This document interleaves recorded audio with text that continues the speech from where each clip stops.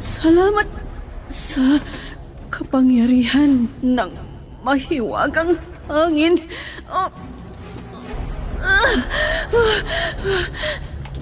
Nandito na ako sa kuweba. Aray ko!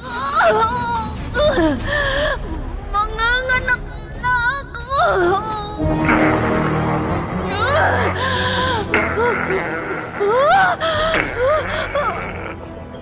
Bayawak!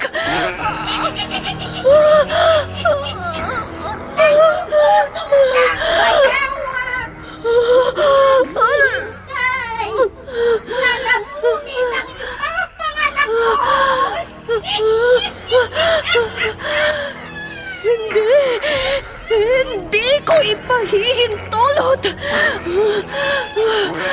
Bathala ng hangin! Iligtas mo ang lahi mo!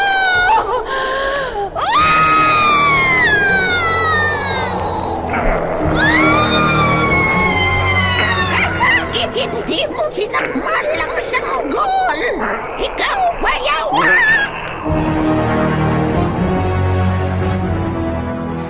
Immortal. Kasaysayan ng isang dayuhan na hindi mapagtanto ang pinanggalingan. Punong-puno ng pakipagsapalaran ang kanyang buhay mortal sa likuran nang hindi niya alam ang kanyang pagkakakilanlan. Ano ang kanyang pakay sa mundo ng tao? Immortal! Naiibang nobela na inyong mapapakinggan sa oras na ito mula Lunes hanggang Sabado. Nobela at sa panulat ni Leti Astudillo Aquino at sa direksyon ni Lubimin Aquino Sr. Mula sa Lovelet Artist and Talent Center Drama Productions, handog sa inyo ng #1 and most trusted radio network in the country, Bombo Radio Philippines. Basta Radio Bombo! Immortal!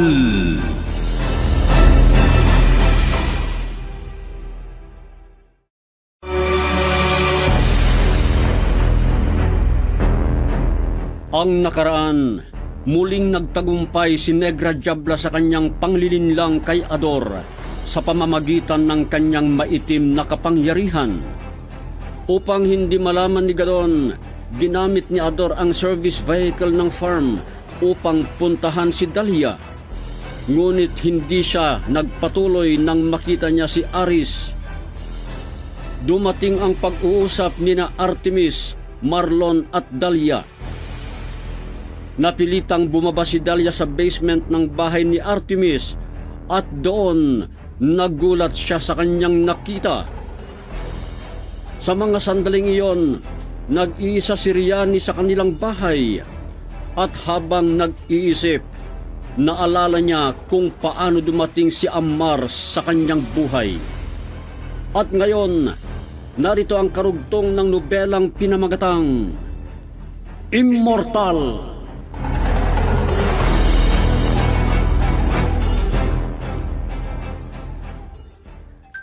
Si Sir Artemis itong tumatawag. Bakit kaya? Hello?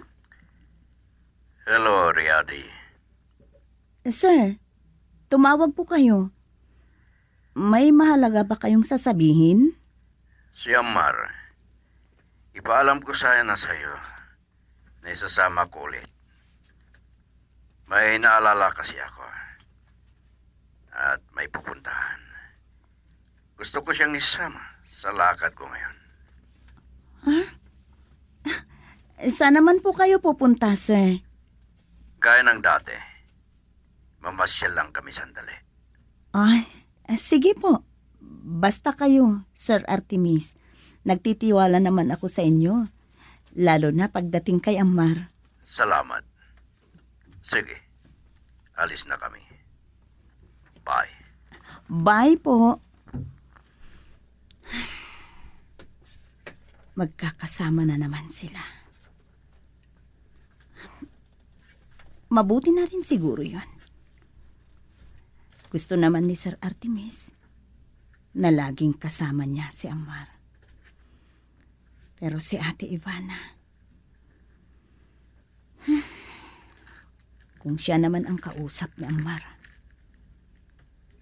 ewan, di ko maintindihan ang nararamdaman ko. Nasasaktan ako. Ayaw kong isipin na darating ang isang araw, mawawala sa aking piling ang anak ko. At iyan ang hindi ko matatanggap.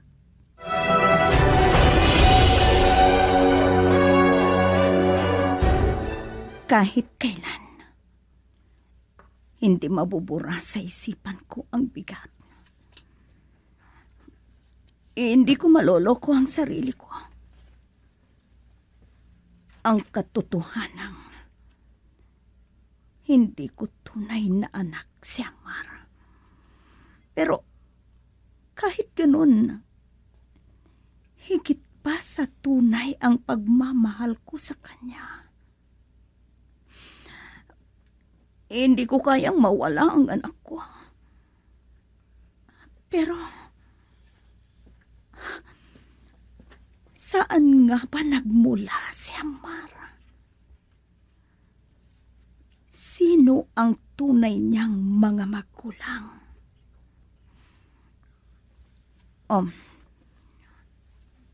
Hindi ko muna iisipin yon. Mas lalo lang akong malilito. Kumusta na kaya sina Artemis at Amar? Saan kaya sila nagpupunta ngayon?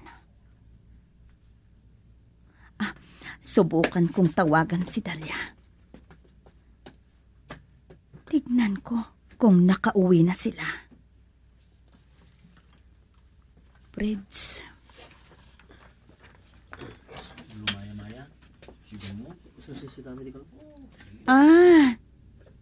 Nandyan na sila? Ay, kung ganun, dumating na? Pero si Amar, mukhang hindi pa uuwi agad.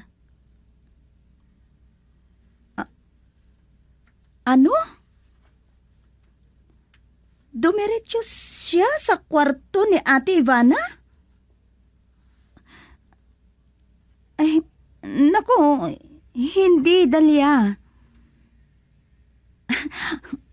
Huwag mong bigyang ng masamang kahulugan ang reaksyon ko.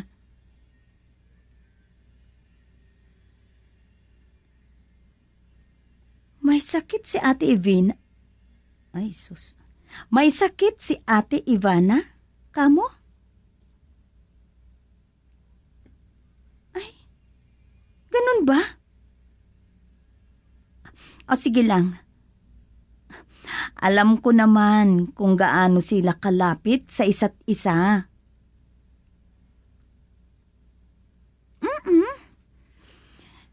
Hindi naman nakapagtataka na kumustahin niya muna si Ate Ivana bago umuwi.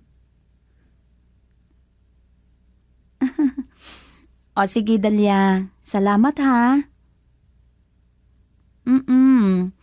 Hihintayin ko na lang si Amar. Okay. Sige. Bye. Oh, alam ko.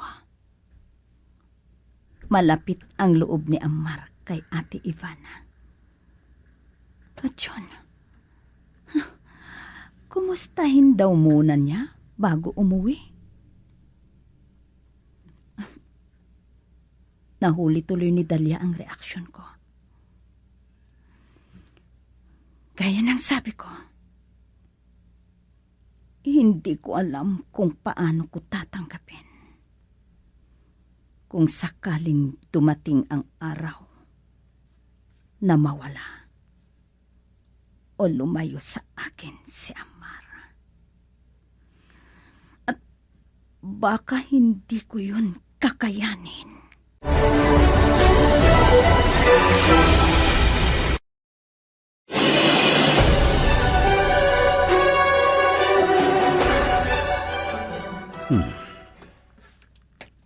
Bukas ang kwarto ni Ivana.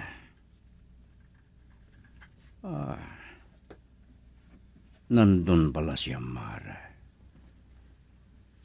Hindi na ako sisilip at magpapakita. Didiretso na lang ako sa kwarto ko. Hindi naman nakakapagtaka kung magkalapit sila. Kaya hayaan ko muna sila. Napaka-inosente ni Ivana. Marami siyang hindi alam. At hindi ko alam kung paano ko ipaliwanag sa kanya ang lahat. Sana mapatawad niya ako sa napakaraming nangyari sa buhay niya. Mga bagay na mahirap ilantad.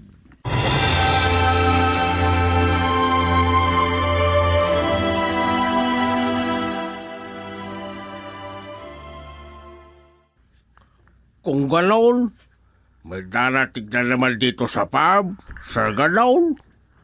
Oo, Ador. At huwag kang magpakita ng takot. Huwag kang magmukhang duwag kapag nakita mo sila. At kung ano man ang gagawin nila sa lugar na yan. Sir, bakit po sila pupunta dito? Huwag ka nang magtanong. Ay, At tandaan mo ito. Ano man ang makita mo, tumahimik ka na lang. Ano man ang masaksihan mo, magpakabingi ka na lang. Naiintindihan mo? opo, sir. Yan ang gusto ko.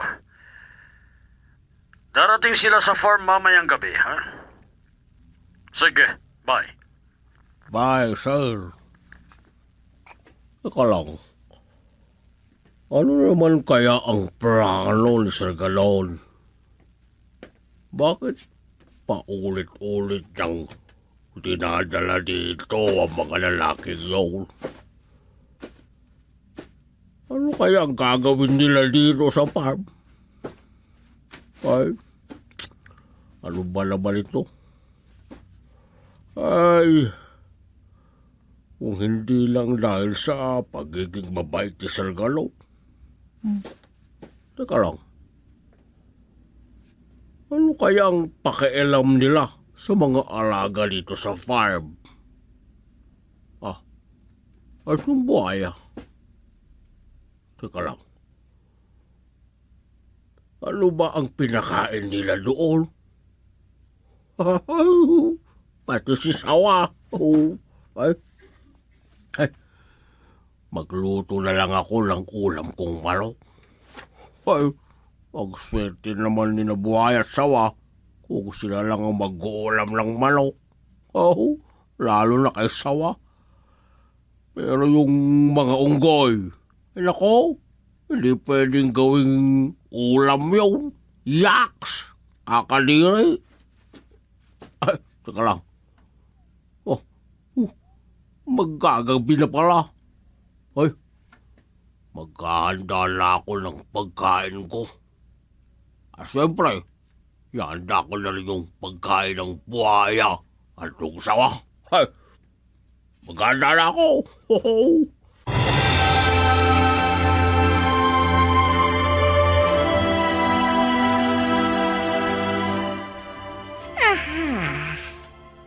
Mabuti at hindi pa ako naglalaho. Ito na ang hudyat. Ang tanda ng pagbalik ko. Mula sa lugar na pinanggalingan namin ng buhaya na isinakay namin sa sasakyan.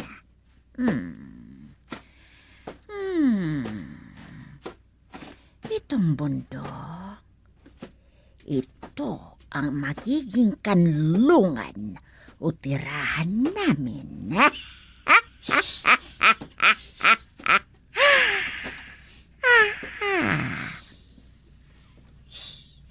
Ito ang mga bantay. Natutuwa ba kayo at nakita niyo ako, mga ahas?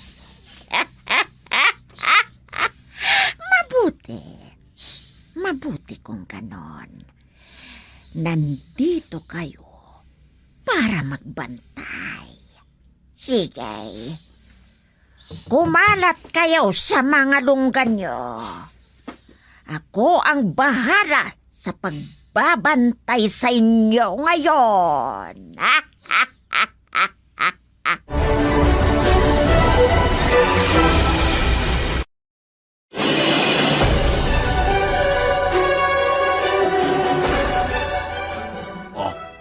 Teka lang.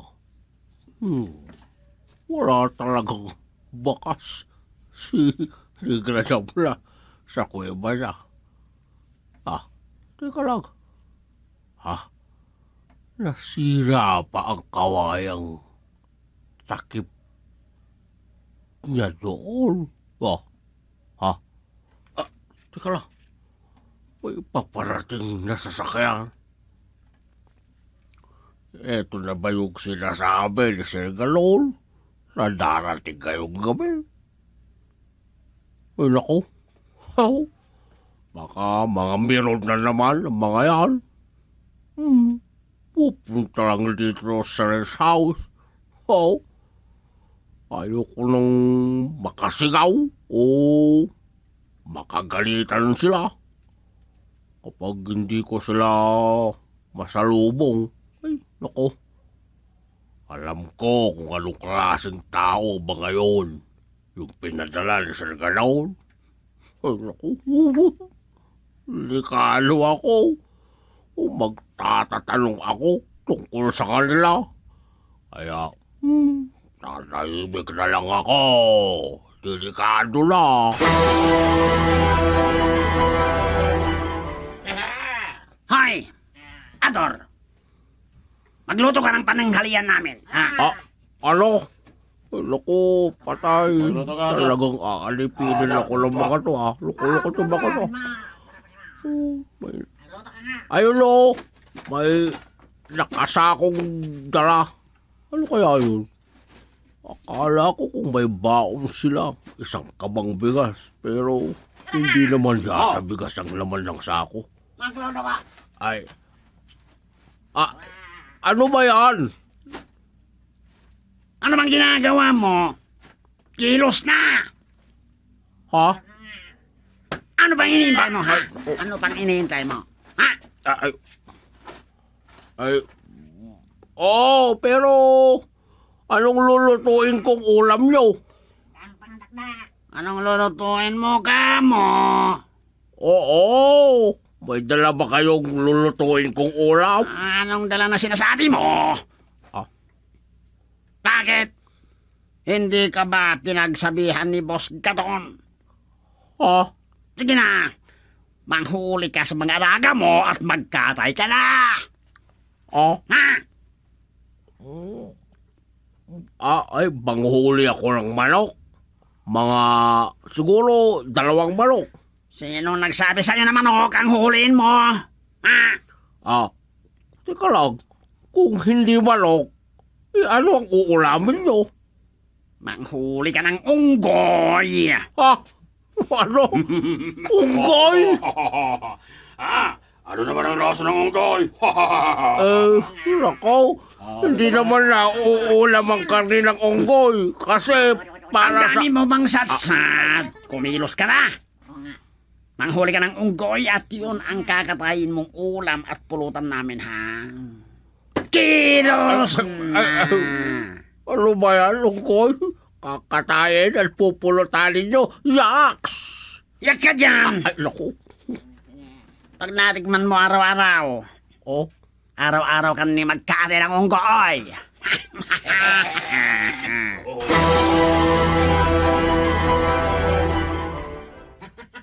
Sako po. Pumunta sila doon sa kinaroroonan ng buhaya. Ay, nako. Baka paglaruan nila ang buhaya. Ay, siguradong pagagalitan ako ni Muscanon. Oh, ano kaya? Ano kaya gagawin ko? Oh, saka lang. Kung unggoy ang gusto nilang kakatayin ko at uulamin at pupulutan nila, anong gagawin ko?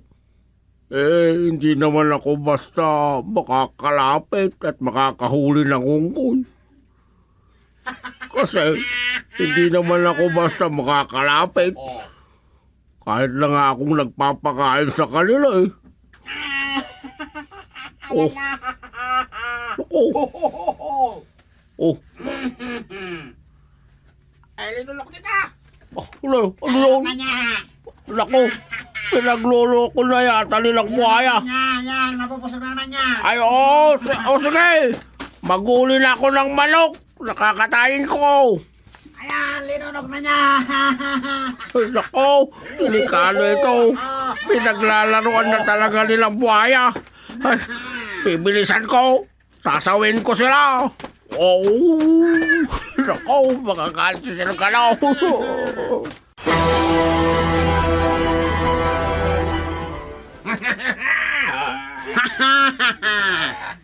Ganyan! Ayan! Ano? Lalakit mo! Ganyan! Mga paa na lang ang nakikita. Sobrang matakaw talaga ang buhaya na yan. Talagang buhaya! Oo nga. Tama. Mga kasama. Ano bang pinagkagagawa nyo sa alaga kong buhaya? Huwag nung paglalawan. Nako. Nandito ka na pala, Ador. Nasaan na yung pinahuli naming mga unggoy na kakatayin mo? Nako, hindi ako nakahuli. Kasi hindi ako makalapit sa kanila. Ang pilis nilang umakayat sa puno ng kahoy. Bago ko lumapit, nakakit na sila. Ano ka mo? Kaya manok na lang. Mas madaling hulihin. Kahit 5 pa. Ayaw na namin ng manok. Nagsawa na kami. Ano naman, nasa ulo eh? Teka lang. Yan. Ano yung linulok ng buhaya? Naku. Ang laki ng tiyan niya. Naku. Hindi mo ba nakita, Ador? Hindi. Bakit ang laki ng tiyan niya? Pero hindi pa niya lubos na lulok. Nandyan pa rin sa lalamunan niya. Gusto mo bang malaman kung ano ang linunok niya, ha? Ano ba yan? Gusto mo talagang malaman kung ano ang baon namin para sa alaga mo, Ador? Ano? Baon na dala para sa buhaya? Bobo ka rin, ano? Kahit ano pang sasabihin mo, hindi namin sasabihin. Basta may dala kaming baon para sa kanya. Loko-loko to talaga. Ano kaya ang sinasabi nilang baon na dala para sa alaga kong buhaya?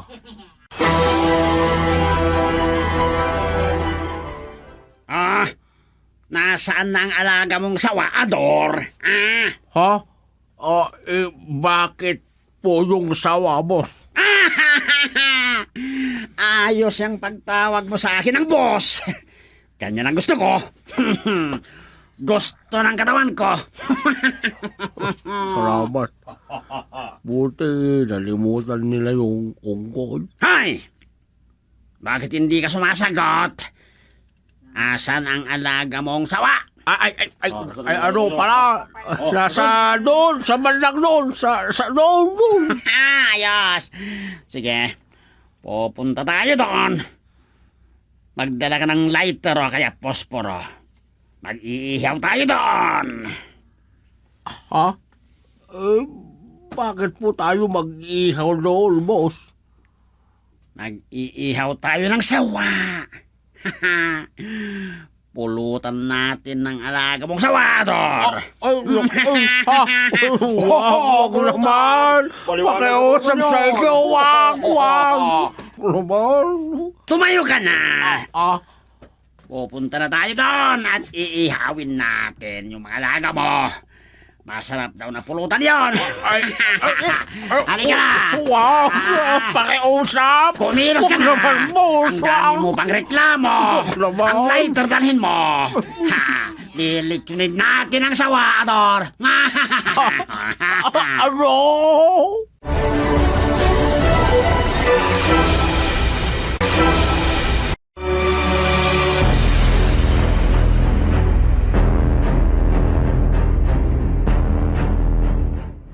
Ano pa ang susunod na mangyayari? Mga kaibigan, pakinggan bukas ang karugtong ng ating nobelang pinamagatang Immortal. Inihahandog sa inyo ng #1 and most trusted source of news and information, Bombo Radio Philippines. Basta Radio, Bombo!